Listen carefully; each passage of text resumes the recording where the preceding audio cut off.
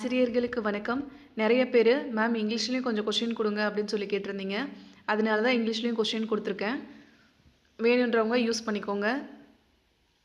நம்ம இப்ப விகிதம், விகிதாச்சாரம்ல டைப் 1, டைப் 2 2 பார்த்தோம். இது 2மே பார்த்தீங்கன்னா இம்பார்ட்டன்ட் தான். நமக்கு இதில வந்துட்டு 2 டைப்புமே கேட்பாங்க. அதாவது வேர்ட் ப்ராப்ளமாவும் கேட்பாங்க. ரேஷியோ வச்சியும் கேட்பாங்க. நம்ம ரேஷியோ வச்சு பார்க்குற டைப் பார்த்துட்டோம். இப்போ நம்ம வேர்ட் ப்ராப்ளம் பார்க்க போகிறோம். சப்போஸ் ஒரு சில எக்ஸாமில் ரேஷியோ வச்சு கேட்காம இருந்தால் கூட இருப்பாங்க. பட் வேர்ட் ப்ராப்ளம் கேட்காம இருக்கவே மாட்டாங்க.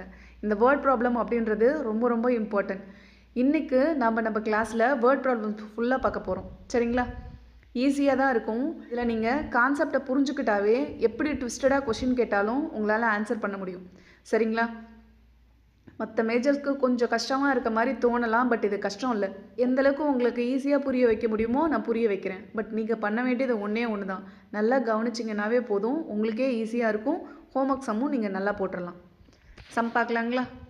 இந்த சம்ஸ் எல்லாம் பார்க்குறதுக்கு முன்னாடி இந்த வேர்ட் ப்ராப்ளமை பற்றி ஒரு சின்ன குறிப்பு மட்டும் கொடுத்துட்றேன். அதை நீங்கள் கவனிச்சிட்டிங்கன்னா அதுக்கப்புறம் உங்களுக்கு அது ஈஸியாக இருக்கும். சரிங்களா? இப்போ நம்ம விகிதம் ரேஷியோ தானே பார்க்க போகிறோம். அதாவது நேர் விகிதம், எதிர் விகிதம்னு 2 இருக்குது. அதை பற்றி மட்டும் ஒரு சின்ன இன்ட்ரோ தெரிஞ்சுக்கிட்டிங்கன்னா இந்த சம்ஸ் எல்லாமே உங்களுக்கு ஈஸியாயிரும். ஃபஸ்ட்டு இன்ட்ரோ பார்த்துட்டு அதுக்கப்புறம் கிளாஸ்க்குள்ளே போகலாம். ஃபஸ்ட்டு என்ன பார்க்க போகிறோம்னா நேர் விகிதம். நேர் விகிதம். நேர் விகிதம்னா என்னென்னா, ஒன்று அதிகரித்தால் மற்றொன்றும் அதிகரிக்கும். அதாவது ஒன்று இன்க்ரீஸ் ஆச்சுன்னா இன்னும் ஒன்றும் இன்க்ரீஸ் ஆகும். ஒன்று ரெடியூஸ் ஆச்சுன்னா, அதாவது ஒன்று குறைந்தால் மற்றொன்றும் குறையும். இதுக்கு பேர் தான் நேர் விகிதம். சரிங்களா? நேர் விகிதம்னா ஒன்று அதிகரிச்சதுன்னா மற்றொன்றும் அதிகரிக்கும், ஒன்று குறைஞ்சதுன்னா மற்றொன்றும் குறையும். இப்படி வந்ததுன்னா அது நேர் விகிதம். இதுக்கு எக்ஸாம்பிள் சொல்லணும்னா, இப்போ நம்ம வீட்டில் நம்ம 4 பேர் இருக்கோம். 4 பேர் இருக்கோம்னா 4 பேருக்கு நம்ம தோசை ஊற்றுறோன்னு வச்சுக்கோங்க. நைட்டு தோசை ஊற்றும் போது ஆளுக்கு 2 தோசை சாப்பிட்டா 8 தோசை தான் ஆகும். 8 மட்டும் ஊற்றுனா போதும். திடீர்னு நம்ம ரிலேஷன் வீட்டுக்கு 2 பேர் வராங்க அப்படின்னா அவங்க 2 பேருக்கும் நம்ம சேர்த்து தானே ஊற்றுற மாதிரி இருக்கும். அப்போ அவங்க 2 பேருக்கு சேர்த்து ஊற்றுனோம்னா இன்னும் 4 தோசை எக்ஸ்ட்ரா ஆகும். அப்போ 12 தோசை ஊற்றணுங்களா?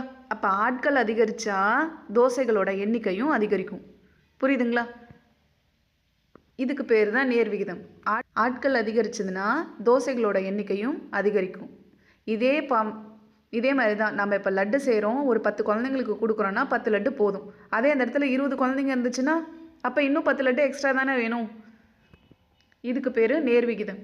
சரிங்களா? இப்போ நமக்கு நேர் விகிதத்தில் சம் கொடுத்தாங்கன்னா அதை என்ன பண்ணணும்னா கிராஸ் மல்டிபிள் பண்ணணும். இதை மட்டும் நல்லா ஞாபகம் வச்சுக்கோங்க. நேர் விகித சம்னா நம்ம கிராஸ் மல்டிப்ளிகேஷன் பண்ணணும். அதாவது ஒன்று அதிகரித்தால் மற்றொன்றும் அதிகரிக்கும், ஒன்று குறைந்தால் மற்றொன்றும் குறையும். இந்த கான்செப்ட் வந்ததுன்னா அது நேர் விகிதம். இந்த மாதிரி சம் வந்துச்சுன்னா நம்ம கிராஸ் மல்டிப்ளிகேஷன் பண்ணணும். இது சம்மு பார்க்கக்குள்ள உங்களுக்கு ஈஸியாக புரியும். ஜஸ்ட் இது நீங்கள் இப்போ தெரிஞ்சு வச்சுக்கோங்க. அப்போ சம்முக்கு உங்களுக்கு அப்ளை பண்ணும்போது உங்களுக்கே டக்கு ஞாபகம் வந்துடும். சரிங்களா? இப்போ எதிர் விகிதம் பார்க்கலாம். எதிர் விகிதம். எதிர் விகிதம்னா ஒன்று அதிகரித்தால் மற்றொன்று குறையும், ஒன்று குறைந்தால் மற்றொன்று அதிகரிக்கும். சரிங்களா? இதுதான் கான்செப்ட். ஒரு எக்ஸாம்பிள் ஒன்று சொல்கிறேன். இப்போ நம்ம ஸ்கூட்டி ஓட்டுறோம். ஸ்கூட்டி ஓட்டும் போது நல்ல ஸ்பீடாக போனோம்னா நம்ம குறிப்பிட்ட டைமுக்கு போக வேண்டிய நேரத்துக்கு முன்னாடியே சீக்கிரம் போய் சேர்ந்துருவோம். அதாவது டைம் குறையும். அப்போ ஸ்பீடு அதிகரிச்சதுன்னா நமக்கு டைம் குறையுங்களா? இதே நம்ம இதுவே நம்ம ரொம்ப ஸ்லோவாக போகிறோம். அதாவது ரொம்ப டைம் எடுத்துக்கிறோம். 5 நிமிஷத்தில் போய் சேர வேண்டிய இடத்த அரை மணி நேரம் எடுத்துக்கிறோன்னா அங்கே ஸ்பீடு எப்படி இருக்கும்? ஸ்பீடு குறையும். அப்போ ஸ்பீடு அதிகமாச்சுன்னா டைம் என்னாகும்? ரொம்ப குறைஞ்சி போயிடும். அப்போ டைம் இன்க்ரீஸ் ஆச்சுன்னா ஸ்பீடு குறையும். இது எதிர் விகிதம். இதுதான் ஒன்று அதிகரித்தால் ஒன்று குறையும், ஒன்று குறைந்தால் மற்றொன்று அதிகரிக்கும். இதெல்லாம் சம்மு பார்க்கக்குள்ள உங்களுக்கு புரியும். இது வாழ்வியல் கணிதம் அப்படின்னு சொல்லுவாங்க. இது ரொம்ப இம்பார்ட்டன்ட். ஏன்னா டெட் ஆகட்டும், டிஎன்பிஎஸ்சி ஆகட்டும், இல்லை பிஇஓ, டிஇஓ எக்ஸாமுக்கு எல்லா எக்ஸாமுக்குமே இந்த சம் இல்லாத ஒரு கொஷின் பேப்பரை நீங்கள் பார்க்கவே முடியாது. சரிங்களா? அதனால் இது ரொம்ப இம்பார்ட்டன்ட். இது அப்படியே பார்க்க கொள்றதுக்கு தாங்க இப்படி இருக்கும். ஆனால் போட்டு பார்த்தா சம்மு ரொம்ப இன்ட்ரெஸ்டாக இருக்கும். சரிங்களா? எதிர் விகிதம் கொடுத்து சம் கேட்டாங்கன்னா நம்ம டைரக்ட் மல்டிப்ளிகேஷன் பண்ணணும். புரியுதுங்களா? டைரெக்டாக அப்படியே மல்டிபிள் பண்ணிட்டோம்னா நமக்கு ஆன்சர் வந்துடும். இதில் நீங்கள் புரிஞ்சுக்க வேண்டிய கான்செப்ட் ஒன்று தான். சம்மை படித்து பார்த்தாவே அது உங்களுக்கு நேர் விகிதமாக எதிர் விகிதமானு தெரிஞ்சிடும். சரிங்களா? அது எப்படின்றத நான் சொல்கிறேன். நேர் விகிதம்னா கிராஸ் மல்டிப்ளிகேஷன் பண்ணணும். எதிர் விகிதமாக இருந்துச்சுன்னா அதை டைரக்ட் மல்டிபிள் பண்ணணும். அவ்வளோதான். இப்போ சம் பார்க்கலாங்களா? 24 பென்சில்களை 6 குழந்தைகளுக்கு சமமாக பிரித்து கொடுக்கின்றனர். அதே போல் கொடுத்தால் 18 குழந்தைகளுக்கு தேவையான பென்சில்களின் எண்ணிக்கை எவ்வளவு? இந்த சம் பாருங்கள். 24 பென்சில் வந்து 6 குழந்தைங்களுக்கு வந்து ஈக்குவலாக பிரித்து கொடுக்குறாங்க. அப்போ 18 குழந்தைங்களுக்கு எத்தனை பென்சில் தேவை அப்படின்னு சொல்லி கேட்டிருக்காங்க. மேக்ஸை பொறுத்த வரைக்கும் ஃபஸ்ட்டு டேட்டாவிலே நமக்கு க்ளூ எல்லாமே இருக்கும். டேட்டாவை புரிஞ்சுக்கிட்டாவே நம்ம ஆன்சர் போட்டுடலாம். நமக்கு என்ன கொடுத்துருக்காங்களோ அதை எடுத்து எழுதிக்கோங்க. நமக்கு ஃபஸ்ட்டு என்ன சொல்லியிருக்காங்க? 24 பென்சில்ஸ். அப்போ பென்சில் குழந்தைகள். சரிங்களா? ஃபஸ்ட்டு 24 பென்சிலு எத்தனை குழந்தைங்களுக்கு? 6 குழந்தைங்களுக்கு. இதுவே 18 குழந்தைங்களுக்கு எத்தனை பென்சில்னு கேட்டிருக்காங்க. நமக்கு எத்தனை பென்சில்னு தெரியாதா? அப்போ அதை நம்ம எக்ஸ்ன்னு எடுத்துப்போங்களா? புரியுதுங்களா? இப்போ 6 குழந்தைங்களுக்கு 24 பென்சிலு, 18 குழந்தைங்களுக்கு எத்தனை பென்சில்னு தெரில. அதனால் அதை நம்ம அப்படியே எக்ஸ்ன்னு எடுத்துக்கிட்டோம். இப்போ யோசித்து பார்க்கணும். இது நேர்மாறலா எதிர்மாறலா அப்படின்னு பார்க்கணும். இப்போ குழந்தைங்களோட எண்ணிக்கை அதிகரிக்குது. 6லேருந்து 18 ஆகுது. அப்போ பென்சில்களோட எண்ணிக்கையும் என்ன ஆகும்? அதிகரிக்க தானே செய்யும். குழந்தைகளோட எண்ணிக்கை அதிகரிச்சதுன்னா பென்சிலும் நமக்கு நிறைய தேவைப்படும். அப்போ இது என்ன மாறல்? நேர்மாறல். நேர்மாறல்னால் என்ன சொல்லியிருக்கேன்? ஒன்று அதிகரிச்சதுன்னா இன்னொன்றும் அதிகரிக்கும், ஒன்று குறைஞ்சதுன்னா இன்னொன்றும் குறையும். இப்படி இருந்தால் அது நேர்மாறலா? அப்போ குழந்தைகளோட எண்ணிக்கை அதிகரிக்கும் போது பென்சில்களோட எண்ணிக்கையும் அதிகரிக்கும். அப்போ நேர்மாறலாக இருந்தால் என்ன பண்ணுன்னு சொல்லியிருக்கேன்? Cross multiplication. அப்போ ஜஸ்ட்டு இப்படி போட்டுக்கோங்க. சரிங்களா? நடுவில் ஒரு இன்ட்டு போட்டிங்கனாவே முடிஞ்சிருச்சு. ஈஸியாக வந்துடும். அப்போ 24 இதை எடுத்துக்கிறோம். First 24 × 18 equal 6 × x. இந்த 6 × எக்ஸு அதை ஈக்குவலுக்கு இந்த பக்கம் போட்டுக்கிறோம். இப்போ பாருங்கள், நீங்கள் இதை மல்டிபிள் பண்ணி அப்புறம் இந்த 6 கொண்டு வர்றதுக்கு இந்த எக்ஸை மட்டும் அப்படியே வச்சுக்கோங்க. இங்கே இருக்க 6 இந்த சைடு வந்துச்சுன்னா எதில் வரும்? டிவிஷனில் வருமா? 24 × 18 பை இந்த 6 அப்படியே இங்கே வந்துருச்சு. இதை 6 டேபிளில் கேன்சல் பண்ணலாமா? 1 6 is 6, 4 6 are 24. சரிங்களா? அப்போ 18 × 4 மல்டிபிள் பண்ணி பாருங்கள். 8 4s are 32, ரிமைண்டர் 3, 1 4 is 4, 72. அப்போ எத்தனை பென்சில் தேவைப்படும்? 72 பென்சில் தேவைப்படும். புரியுதுங்களா? ரொம்ப சிம்பிள் தான். நேர் விகிதமாக எதிர் விகிதமானு பார்க்க போகிறோம். சம்மை வச்சு என்ன கொடுத்துருக்காங்களோ அதை அப்படியே எடுத்து எழுதிக்கிட்டு அதை நேர் விகிதமாக எதிர் விகிதமானு பார்க்க போகிறோம். நேர் விகிதமாக இருந்துச்சுன்னா கிராஸ் மல்டிப்ளிகேஷன் பண்ணி போட போகிறோம். இதே எதிர் விகிதமாக இருந்தால் டைரெக்டாக போட போகிறோம். சரிங்களா? அதாவது டைரக்ட் மல்டிப்ளிகேஷனில் போட போகிறோம். இது சம் அடுத்தடுத்து பார்க்க உங்களுக்கு இன்னும் ஈஸியாக இருக்கும். நெக்ஸ்ட் பார்க்கலாம். 15 அட்டைகளின் மொத்த எடை 50 கிராம்ஸ் எனில் அதே அளவுடைய, இங்கே ஸ்டார் வராது, 2.5 கிலோகிராம் இங்கே இடையில் இருக்குது, எடையில். சரிங்களா? 2.5 கிலோகிராம் எடையில் எத்தனை அட்டைகள் இருக்கும் அப்படின்னு சொல்லி கேட்டிருக்காங்க. If a 15 chart paper together weight 15 grams, how many of the same type will be there in a pack of 2.5 kilogram? நமக்கு அட்டைகளோட எண்ணிக்கை கொடுத்துருக்காங்க, அது எத்தனை கிராம்னு கொடுத்துருக்காங்க. ஆனால் செகண்ட் டைப்பில் என்ன கேட்டிருக்காங்கன்னா அது கிலோகிராமில் கொடுத்துருக்காங்க. சம்மை பொறுத்த வரைக்கும் ஒன்று கிராமாக இருக்கணும், ரெண்டுமே, இல்லை கிலோகிராமாக இருக்கணும். இங்கே நமக்கு 50 கிராம்ஸ் கொடுத்துட்டு இங்கே கிலோகிராமில் கேட்டிருக்காங்க. அப்போ என்ன பண்ணலாம்? எல்லாத்தையுமே நம்ம கிராமாக கன்வெர்ட் பண்ணிக்கலாமா? ஃபஸ்ட்டு மேக்ஸை பொறுத்த வரைக்கும் கொடுத்துருக்கிற டேட்டாவை எடுத்து எழுதிப்போம். இங்கே என்ன டேட்டா கொடுத்துருக்காங்க? அட்டைகளின் எண்ணிக்கை. இங்கே அட்டைகள், நெக்ஸ்ட்டு அதாவது சார்ட்டு, இங்கே கிராம்ஸ், எத்தனை கிராம்ஸ்ன்னு அதாவது எடை. இங்கே 15 சார்ட்டுக்கு 50 கிராம்ஸ் இருக்குது. 15 சார்ட்டோட வெயிட்டு 50 கிராம்ஸாக இருக்குது. ஆனால் அதுவே 2.5 கிலோகிராம் அப்படின்னு சொல்லி கேட்டிருக்காங்க. அப்போ அதை கிராமில் கன்வெர்ட் பண்ணலாமா? இப்போ 1 kg, இப்போ 1 கிலோ அப்படின்னா அது 1000 கிராம். அதுதானே? இப்போ நம்ம 1 கிலோ காய் வாங்குகிறோன்னா அது 1000 கிராம். அதில் பாதி தானே அரை கிலோனா 500 கிராம், 1/4 கிலோனா 250 கிராம் அப்படின்னு நமக்கு தெரியும்ல, அதே தான். இப்போ அதுவே 2 kgனா நம்ம என்ன சொல்லுவோம், 2000 கிராம்னு சொல்லுவோமா? அப்போ 2.5னா இங்கே ஒரு 500 எக்ஸ்ட்ரா வரும். அப்போ 2500 கிராம். புரியுதுங்களா? இதெல்லாம் நம்ம லைஃப்பில் யூஸ் பண்ணுறது தான். அப்போ இங்கே நமக்கு இடையில 2500 கிராம், இது ரெண்டுத்தையுமே கிராமில் இப்போ மாற்றியாச்சு. அதாவது 50 கிராம் அவங்களே கொடுத்துட்டாங்க. இப்போ 2500 கிராம். அப்போ 2500 கிராமுக்கு எத்தனை அட்டைகள் இருக்கும், அதுதான் கொஷின். புரியுதுங்களா? இப்போ 15 சார்ட்டுனா 50 கிராம் இருக்குது. அப்போ அதுவே அந்த சார்ட்டோட வெயிட்டு 2500 கிராமாக இருந்துச்சுன்னா அப்போ எத்தனை சார்ட் இருக்கும் அப்படின்னு சொல்லி கேட்டிருக்காங்க. அப்போ எடைகள் அதிகரிக்கும் போது, எடைகள் அதிகரிச்சதுன்னா சார்ட்டோட எண்ணிக்கையும் அதிகரிக்குமா? புரியுதுங்களா? அப்போ இது என்ன மாறல்? நேர்மாறல். புரியுதுங்களா? நேர்மாறல்னால் என்ன சொல்லியிருக்கேன்? கிராஸ் மல்டிப்ளிகேஷன் பண்ணணும்னு சொல்லியிருக்கேன். ஓகேங்களா? இப்போ இதை அப்படியே அப்ளை பண்ணுங்க.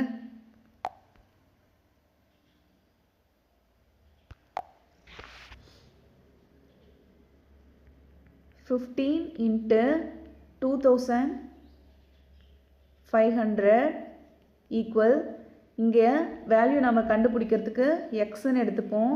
X into 50 gram. சரிங்களா? இப்போ இந்த 50 அப்படியே அந்த பக்கம் கொண்டு வந்துடலாங்களா? 15 into 2500 பை இந்த 50 அப்படியே வந்துருச்சு ஈக்குவல் எக்ஸு. இப்போ இதை கேன்சல் பண்ணலாமா? இந்த ஜீரோக்கும் இந்த ஜீரோக்கும் கேன்சலு. இதை 5ஆல் கேன்சல் பண்ணால் 1 5 is 5, 5 5s are 25, 0. அப்போ இங்கே என்ன இருக்குது? 15 into 50. சரிங்களா? இது ரெண்டுத்தையும் மல்டிபிள் பண்ணலாமா? மல்டிபிள் பண்ணால் 5 5s are 20, 0 அப்படியே வந்துடும். 5 5s are 25, 2 1 5 is 5, 5 plus 2 7, 750 வரும்.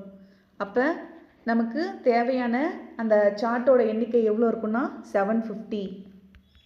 அப்போ 750 சார்ட்டோட வெயிட் வந்து 2500 கிராம். புரியுதுங்களா? ஜஸ்ட்டு கிராஸ் மல்டிப்ளிகேஷன் பண்ணி போட்டிங்கன்னா ஆன்சர் ஈஸியாக வந்துடும். நெக்ஸ்ட் சம் பார்க்கலாங்களா? ஒரு டசன் வாழைப்பழங்களின் விலை 20 எனில் 48 வாழைப்பழங்களின் விலை எவ்வளவு? ஒரு டசன் ஃப்ரூட்டோட விலை கொண்டு கொடுத்துட்டாங்க 20 ரூபான்னு. இதுவே 48 வாழைப்பழம்னா எவ்வளோன்னு கேட்டிருக்காங்க. இங்கே எ டூ ஆஃப் பனானான்னு கொடுத்தாச்சு. A dozen of banana cost is 20. அப்போ டசன் DOZEN. சரிங்களா? ZEN போட்டுக்கோங்க. A dozen of banana cost 20. What is the price of 48 bananas? ஆக்சுவலாக இந்த சம்மந்தம் உங்களுக்கு பார்த்த உடனே தெரிஞ்சிருந்துருக்கலாம் ஒரு சிலருக்கு. நம்ம என்ன சொல்லுவோம்? இப்போ ஒரு டசன் அப்படின்னா என்ன சொல்லுவோம்? 12 இருக்கும். ஒரு டசன்னா அதில் 12 இருக்கும். 12 பனானா. அப்போ 12 பனானாவோட காஸ்ட் வந்து 20ன்னு சொல்லிட்டாங்க. அப்போ 48 பனானானா சிம்பிளாக யோசிச்சு பாருங்கள். இப்போ ஒரு டசன்னா 12 பனானாஸ் இருக்குது. அப்போ 48 பனானா கேட்டிருக்காங்க. ஃபஸ்ட்டு கொடுத்துருக்கிறது டசனு, நெக்ஸ்ட் வந்து வாழைப்பழத்தோட எண்ணிக்கை தான் கேட்டிருக்காங்க. அப்போ 48ல் எத்தனை டசன் இருக்கும்? 4 டசன் இருக்குமா? அப்போ ஒரு டசன் வாழைப்பழம் 20 ரூபானா 4 டசன் வாழைப்பழம் அதை அப்படியே பெருக்கிக்கோங்க. 20 into 4 80, 80 ரூபா. புரிஞ்சுதுங்களா? சிம்பிளாகவே இந்த சம் போட்டுடலாம். நம்மளுக்கு டசனோட கவுண்டிங் தெரிஞ்சதுன்னா ஈஸியாக போட்டுடலாம். இதை நம்ம சம்மாவும் ஒர்க் அவுட் பண்ணலாம். சரிங்களா? சம்மா ஒரு டைம் பார்த்துடலாம்.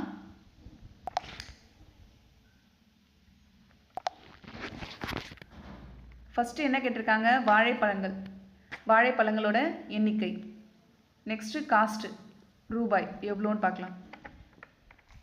இப்போ ஒரு டசன்னா 12 வாழைப்பழம். அப்போ 12 வாழைப்பழத்தோட விலை 20 ரூபா. இதுவே 48 வாழைப்பழங்களோட விலை எவ்வளவுன்னு கேட்டிருக்காங்க. அதுதான் நமக்கு தெரியாது. அதை நம்ம எக்ஸ்ன்னு எடுத்துப்போமா? எக்ஸ்ன்னு எடுத்துட்டோம்னா இது ஃபஸ்ட்டு நம்ம இப்போ என்ன பார்க்க போகிறோம்? இது வந்து நேர்மாறலா எதிர்மாறலான்னு பார்க்கலாம். வாழைப்பழங்களோட எண்ணிக்கை அதிகரிக்கும் போது விலைகளோட எண்ணிக்கையும் அதிகரிக்கும் தானே. 12 வாழைப்பழத்துலேருந்து 48 வாங்கும்போது விலையோட எண்ணிக்கையும் அதிகரிக்கும். அப்போ என்ன பண்ணுவோம்? நேர்மாறல்னா கிராஸ் மல்டிப்ளிகேஷன் பண்ணுவோம். அப்போ 12 into x ஈக்குவல் 48 into 20 போடுவோமா? அப்போ எக்ஸை மட்டும் இங்கே அப்படியே வச்சுட்டு 12 அந்த பக்கம் கொண்டு போகலாமா? 48 into 20 by 12. இப்போ இந்த 12க்கும் 48க்கும் கேன்சல் பண்ணால் 4 கிடைக்கும். 4 12s are 48. அப்போ 4 into 20 80. அப்போ எக்ஸோட வேல்யூ 80. அப்போ 48 பனானாவோட காஸ்ட் எவ்வளோ? 80. இந்த விலைக்கெலாம் யாரும் இப்போ தரமாட்டாங்க. நெக்ஸ்ட் பார்க்கலாங்களா? ஒரு மாயாஜால காட்சியை கண்டுகளிக்க 21 மாணவர்களுக்கு 840 நுழைவு கட்டணமாக செலுத்தப்படுகிறது. ரூபாய் 680 நுழைவு கட்டணமாக செலுத்தினால் எத்தனை மாணவர்கள் காட்சியை காண முடியும்? இதை பார்த்த உடனே உங்களுக்கு தெரிஞ்சிருக்கும். 21 ஸ்டூடெண்ட்ஸ்க்கு 840 ரூபாய் வந்து என்ட்ரன்ஸ் ஃபீஸாக வாங்குறாங்க. இதுவே 1680 என்ட்ரன்ஸ் ஃபீஸாக வாங்கினா எத்தனை ஸ்டூடெண்ட்ஸ் வந்து இந்த கண்காட்சியை பார்க்கலாம் அப்படின்னு சொல்லி கேட்குறாங்க. அப்போ அமௌண்ட் அதிகரிக்கும் போது ஸ்டூடெண்ட்ஸோட எண்ணிக்கையும் ஆட்டோமேட்டிக்காக அதிகரிச்சிடும். புரியுதுங்களா? அப்போ இது வந்து நேர்மாறல். இப்போ கொடுத்துருக்க டேட்டாவை நம்ம எழுத போகிறோம். ஃபஸ்ட்டு யார்? ஸ்டூடெண்ட்ஸ், மாணவர்கள். நெக்ஸ்ட்டு எவ்வளோ அமௌண்ட்டு? 21 மாணவர்களுக்கு 840 ரூபாய் நுழைவு கட்டணம். இதுவே 1680னா எத்தனை ஸ்டூடெண்ட்ஸு தெரியாது, அதுதான் பார்க்க போகிறோம். அப்போ மாணவர்கள் ரூபாய் அதிகரிச்சதுன்னா நமக்கு மாணவர்களோட எண்ணிக்கையும் அதிகரிக்கும். இப்போ சம் போடலாங்களா? நேர்மாறல்னா கிராஸ் மல்டிப்ளிகேஷன் சொல்லியிருக்கேன். அப் மல்டிப்ளிகேஷன்னா 21 into 1680 equal x into 840. இப்போ என்ன பண்ண போகிறோம்? இந்த 21 into 1680 அப்படியே வச்சுக்கிட்டு இந்த 840 இந்த பக்கம் கொண்டு வந்துடலாங்களா? வந்துச்சுன்னா டிவிஷனில் வந்துடும். Equal X. இப்போ இந்த ஜீரோக்கும் கேன்சல் ஆயிரும். 2 டேபிளில் கேன்சல் பண்ணி பார்க்கலாமா? 4 2. இதை 2 டேபிளில் கேன்சல் பண்ணால் 8 2s are 16, 4 2s are 8 இப்படி கிடைக்கும். இது அப்படியே கேன்சல் பண்ணலாமா? 42ஆல் இது ரெண்டுத்தையுமே கேன்சல் ஆகுமா? 1 2. அப்போ 21 into 2 கிடச்சிருக்கு. 1 2 is 2, 2 2s are 4. அப்போ எத்தனை ஸ்டூடெண்ட்ஸ் வர முடியும்? 42 ஸ்டூடெண்ட்ஸ் வர முடியும். புரியுதுங்களா? இதை இவ்வளோ தூரம் போடுறதுக்கு நமக்கு சம்மை பார்த்தாவே புரிஞ்சுருந்துருக்கும்.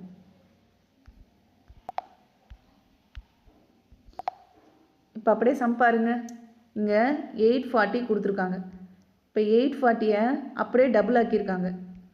அப்படியே 2ஆல் மல்டிபிள் பண்ணுங்கள். 0 4 2s are 8, 8 2s are 60. 840 அப்படியே டபுள் ஆக்கி 1680ன்னு கொடுத்துருக்காங்க. அப்போ ஸ்டூடெண்ட்ஸோட எண்ணிக்கையும் டபுள் ஆகுமா?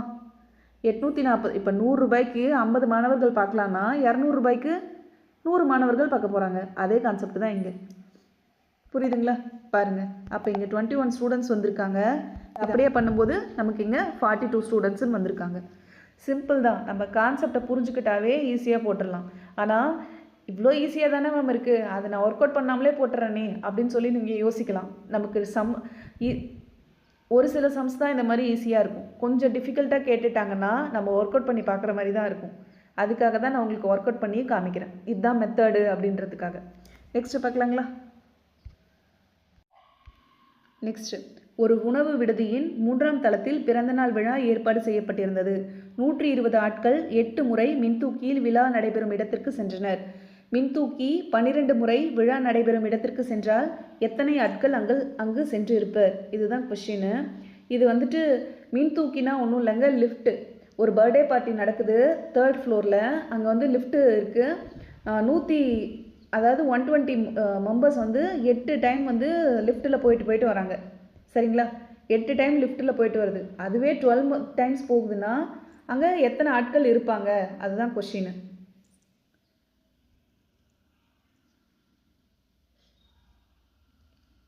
இப்போ இந்த சம்மை பார்த்துடலாம். ஃபஸ்ட்டு என்ன பண்ணுவோம்? ஆட்கள் எத்தனை பேர்? ஃபஸ்ட்டு ஆட்கள் போடுவோம். ஆட்கள் போட்டு நெக்ஸ்ட்டு என்ன பண்ணுவோம்? மின்தூக்கி போட்டுருவோமா? இப்போ இதில் 120 மெம்பர்ஸு, 120 பேரை 8 டைமு அந்த லிஃப்ட்டு கூட்டு போயிட்டு வருது. சரிங்களா? அதுவே 12 டைம்ஸ் போச்சுன்னா ஆட்கள் எத்தனை பேர் இருப்பாங்கன்னு கேட்குறாங்க. அப்போ லிஃப்ட்டு அதிக டைம் போகுது அப்படின்னாக்க ஆட்களோட எண்ணிக்கையும் அதிகமாக தானே இருக்கும். நிறைய பேர் இருந்தால் தானே நிறைய டைம் லிஃப்ட்டை யூஸ் பண்ணுவாங்க. அப்போ இது நேர்மாறல். நேர்மாறல்னா கிராஸ் மல்டிப்ளிகேஷன். ஓகேங்களா? இப்போ சம் ஆன்சர் போடலாம். அப்போ 120 இன்ட்டு 12 ஈக்குவல் எக்ஸு இன்ட்டு 8. சரிங்களா? இப்போ இந்த எக்ஸ் அப்படியே வச்சிட்டோம்னா 120 இன்ட்டு 12/8. இப்போ இதை 4 டேபிளில் கேன்சல் பண்ணலாமா? 2 4s are 8, 3 4s are 12. இப்போ இதை 2 டேபிளில் கேன்சல் பண்ணால் இங்கே 60 கிடைக்கும். அப்போ 60 இன்ட்டு 3 180. அப்போ அங்கே எவ்வளோ பேர் இருப்பாங்க? 180 மெம்பர்ஸ். அப்போ 180 மெம்பர்ஸ் இருந்தாங்கன்னா அந்த லிஃப்ட்டு எத்தனை டைம் போயிட்டு வந்திருக்கும்? 12 டைம்ஸ் போயிட்டு வந்திருக்கும்.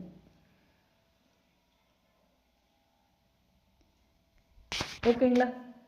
30 நபர்கள் ஒரு வயலை 15 நாட்களில் அறுவடை செய்கின்றனர் எனில் 20 நபர்கள் எத்தனை நாட்களில் அவ்வயலை அறுவடை செய்வர்?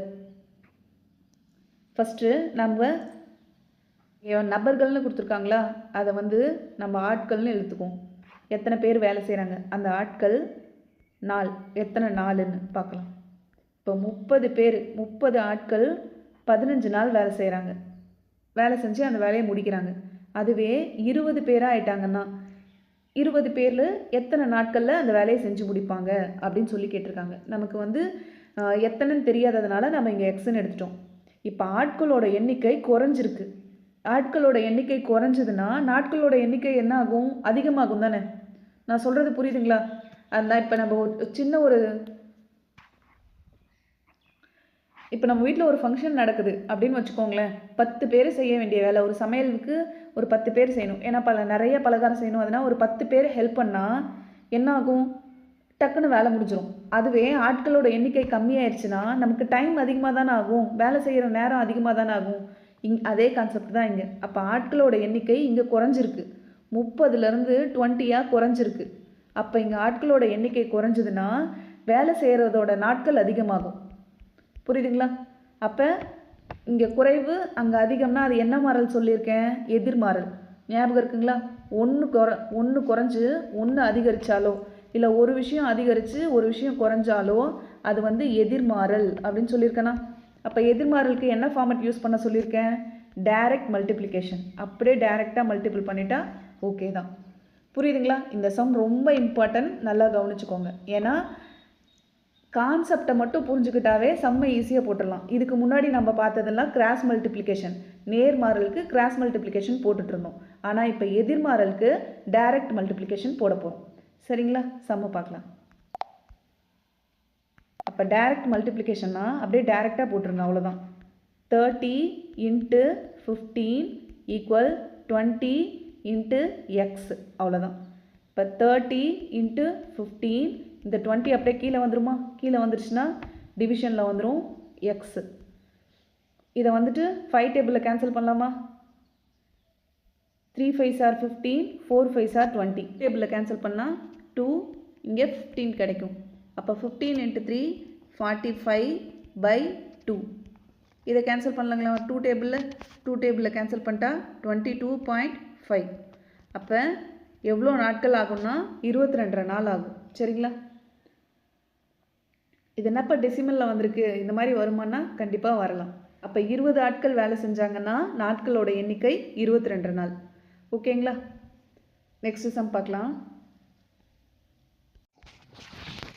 ஒரு இருசக்கர வாகனம் 100 கிலோமீட்டர் தொலைவை கடக்க 2 லிட்டர் பெட்ரோல் தேவைப்படுகிறது எனில் 250 கிலோமீட்டர் தொலைவை கடக்க தேவையான பெட்ரோலின் அளவு என்ன? இது நம்ம பார்த்தோன்னே கண்டுபிடிச்சிடலாம். இது நேர்மாறலா எதிர்மாறலான்னு. இருசக்கர வாகனம் இருக்குது. இந்த சம்ம நீங்களே ஒர்க் அவுட் பண்ணி பாருங்கள். நானும் ஒர்க் அவுட் பண்ணி சொல்கிறேன், லாஸ்ட்டாக ஆன்சர் செக் பண்ணிக்கலாம். ஒரு பைக்கு 100 கிலோமீட்டர் போகுதுன்னா 2 லிட்டர் பெட்ரோல் தேவைப்படுது. அதுவே 250 கிலோமீட்டர் போகுதுன்னா எத்தனை லிட்டர் பெட்ரோலு? அப்போ லிட்டர் அதிகரிக்கும் போது பெட்ரோலோட அளவும் நமக்கு அதிகமாக தானே வேணும். அப்போ இது நேர்மாறல் தானே. பார்க்கலாங்களா? ஃபஸ்ட்டு என்ன பண்ணுவோம்? கிலோமீட்டர் எத்தனை லிட்டர் பெட்ரோல்? அப்போ 100 கிலோமீட்டர்னா 2 லிட்டர் பெட்ரோலு. அப்போ 250 கிலோமீட்டர்னா எத்தனை லிட்டர் பெட்ரோல்னு கண்டுபிடிக்கணும். சரிங்களா? அப்போ என்ன பண்ணுவோம்? நேர்மாறல்னா கிராஸ் மல்டிப்ளிகேஷன். அப்போ 100 into 100 into x equal 2 into 250. சரிங்களா? அப்போ இந்த x அப்படியே வச்சுக்கோங்க. 2 into 250 by 100. இப்போ இதுக்கும் கேன்சல் பண்ணிடுவோமா? கேன்சல் பண்ணிட்டா இதை வந்து 5 டேபிளில் கேன்சல் பண்ணலாமா? 2 5s are 10, 5 5s are 25. அப்போ இந்த 2க்கும் இந்த 2க்கும் கேன்சல் ஆகிடுச்சுன்னா 5. அப்போ எத்தனை லிட்டர் பெட்ரோல் தேவை? 5 லிட்டர். ஓகேங்களா? ஆன்சர் உங்களுக்கு சரியாக வந்திருக்குங்களா? நெக்ஸ்ட்டு பார்க்கலாம். ஒரு மிதிவண்டி உற்பத்தி செய்யும் நிறுவனம் 35 மிதிவண்டிகளை 5 நாட்களில் உற்பத்தி செய்கிறது எனில் அந்நிறுவனம் 21 நாட்களில் உற்பத்தி செய்யும் மிதிவண்டிகளின் எண்ணிக்கை எவ்வளவு?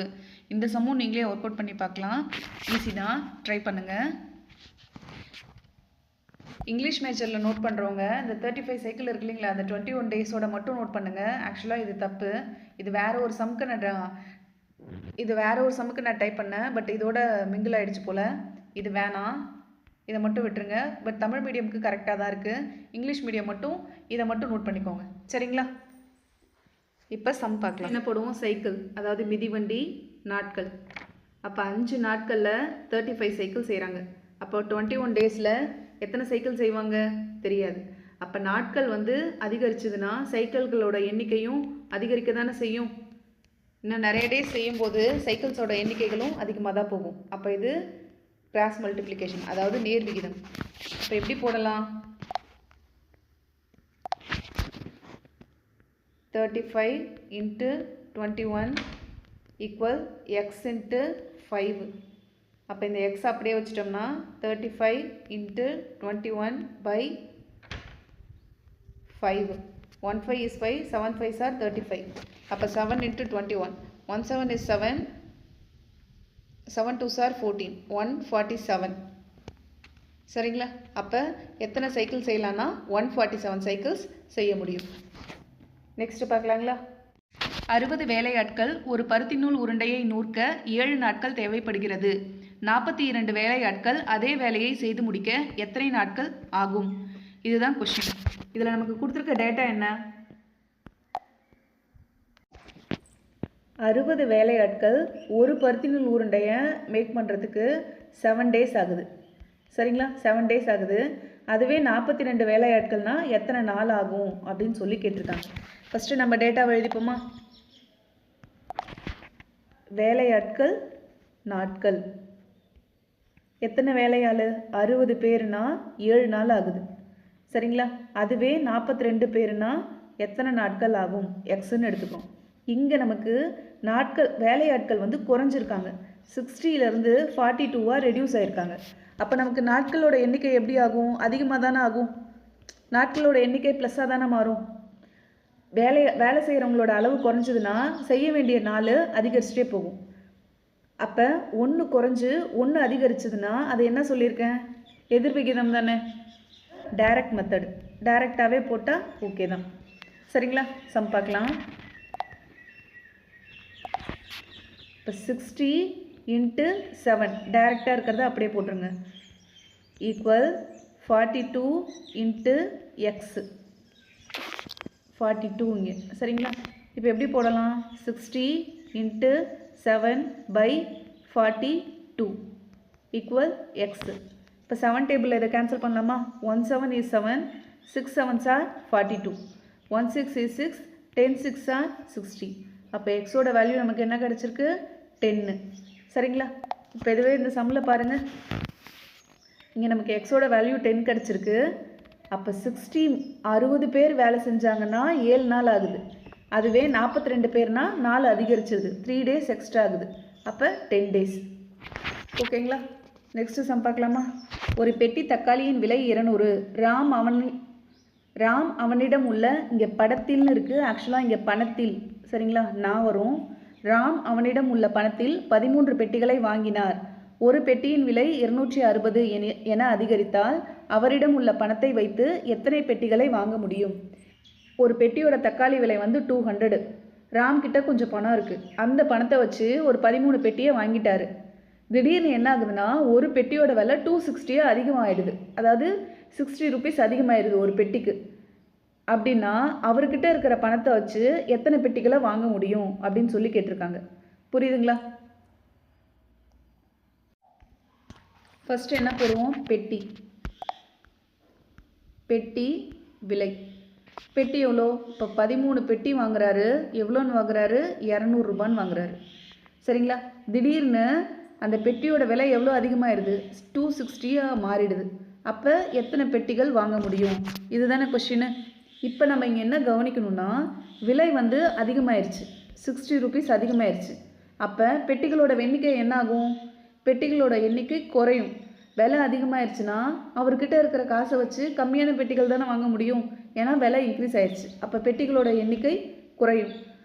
அப்போ ஒன்று அதிகரித்து இன்னொன்று குறைஞ்சதுன்னா அது எதிர்மாறலாம் டைரக்ஷன் மெத்தடுன்னு சொல்லியிருக்கேன். அப்போ இதை அப்படியே டேரெக்டாக போட்டுடலாம். எப்படி போட போகிறோம்?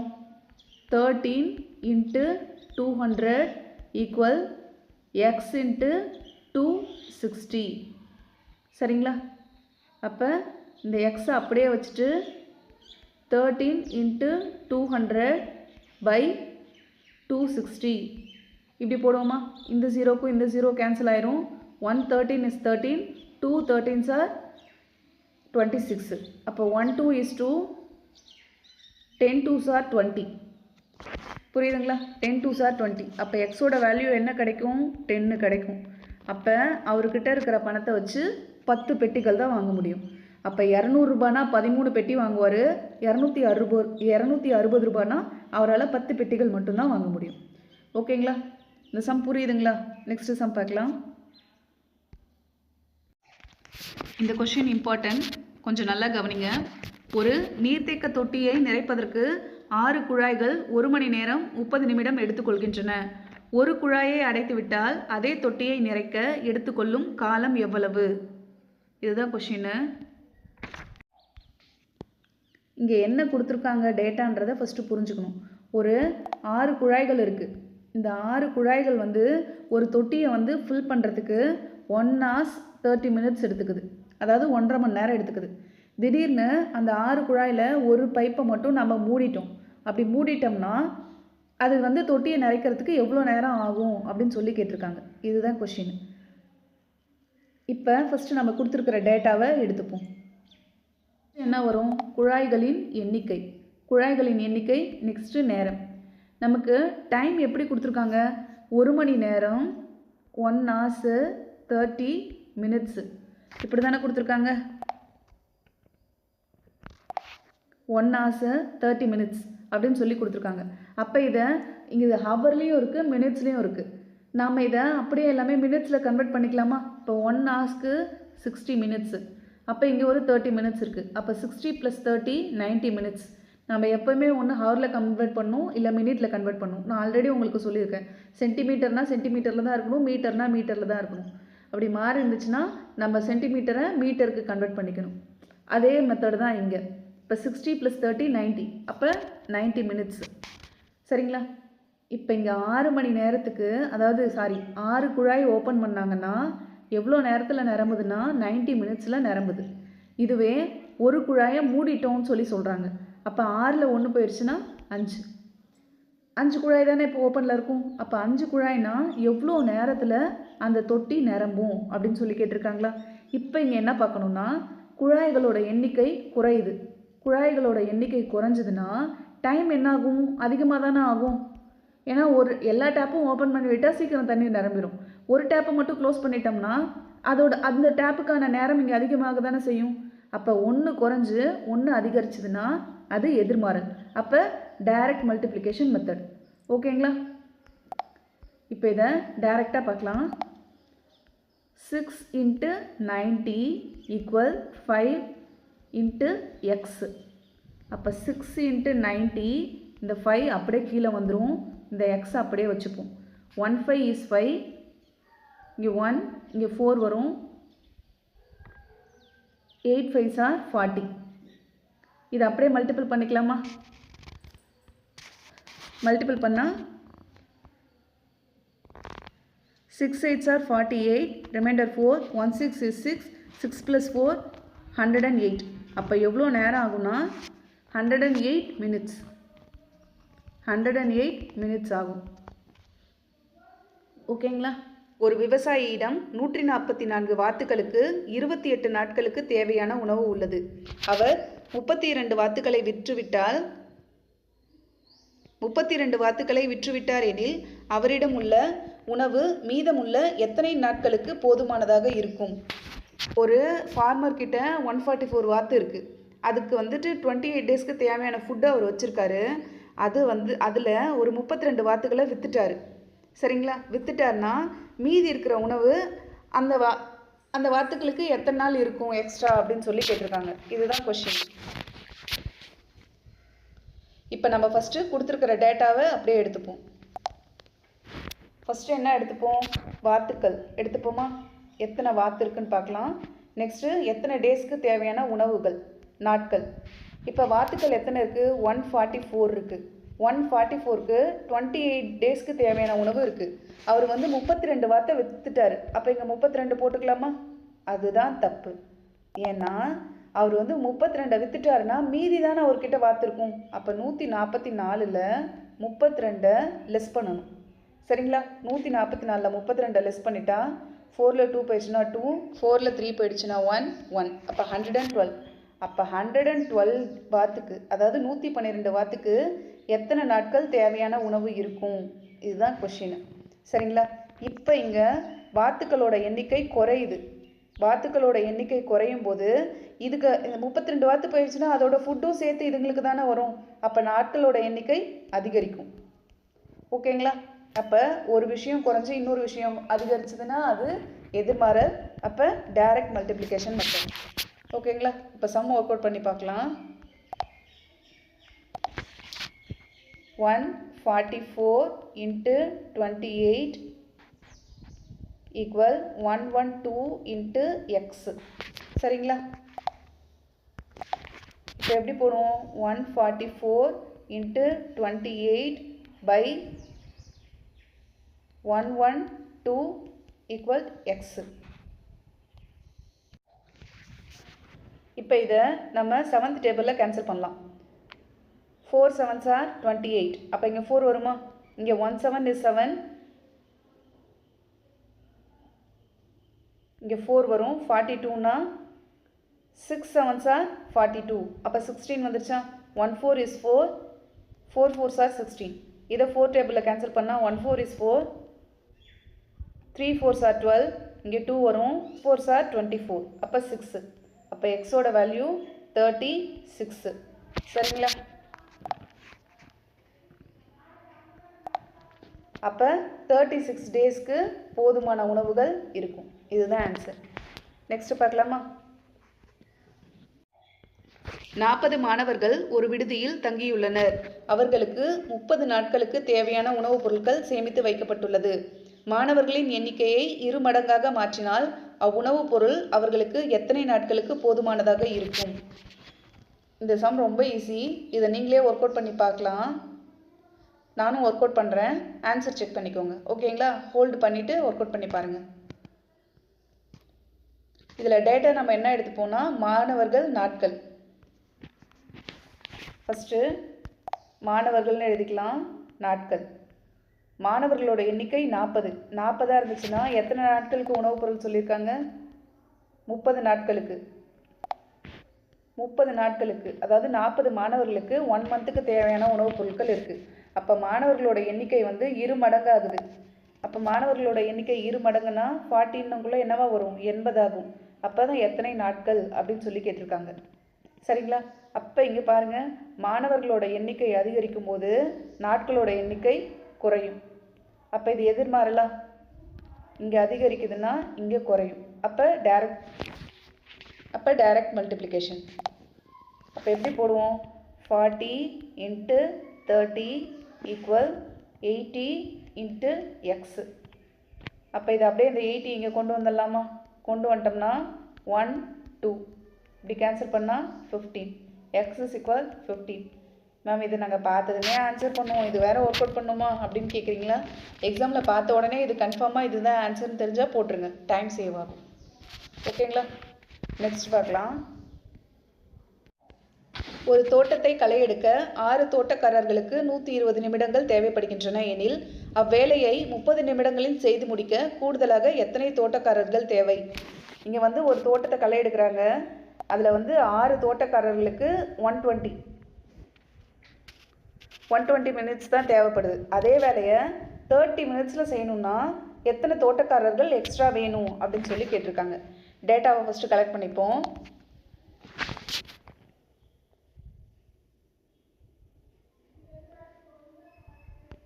தோட்டக்காரர்கள் நிமிடம் எல்லாமே நமக்கு நிமிடத்தில் தானே கொடுத்துருக்காங்க.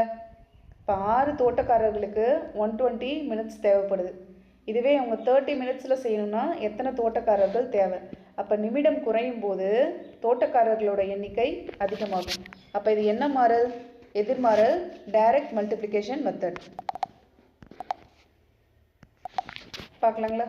அப்போ 60 × 120 ஈக்குவல் எக்ஸ் இன்ட்டு 30. அப்போ இந்த எக்ஸை அப்படியே வச்சுக்கிட்டு 30யை இந்த சைட் கொண்டு வந்தால் டிவிஷனில் வந்துடும். இதை கேன்சல் பண்ணோம்னா 0 0 1 3 is 3 4 3s are 12 6 4s are 24. அப்போ எவ்வளோ பேர் வேணும்னா 24 மெம்பர்ஸ் வேணும். சரிங்களா? அப்போ தோட்டக்காரர்களோட எண்ணிக்கை 24. நெக்ஸ்ட்டு பார்க்கலாங்களா? இது ஒன்றுமே இல்லைங்க. இது இப்படியே கேன்சல் பண்ணிவிட்டாவே முடிஞ்சு போச்சு. 120/30 இதை கேன்சல் பண்ணால் 4 கிடைக்குதா? அப்போ நமக்கு 6 பேர் தானே இருக்காங்க. அப்போ 6 × 4 24. அப்படியே இதெல்லாம் பார்த்ததுமே டக்கு டக்குன்னு போட்டுடலாம் அந்த சம்மெல்லாம். நெக்ஸ்ட் பார்க்கலாமா?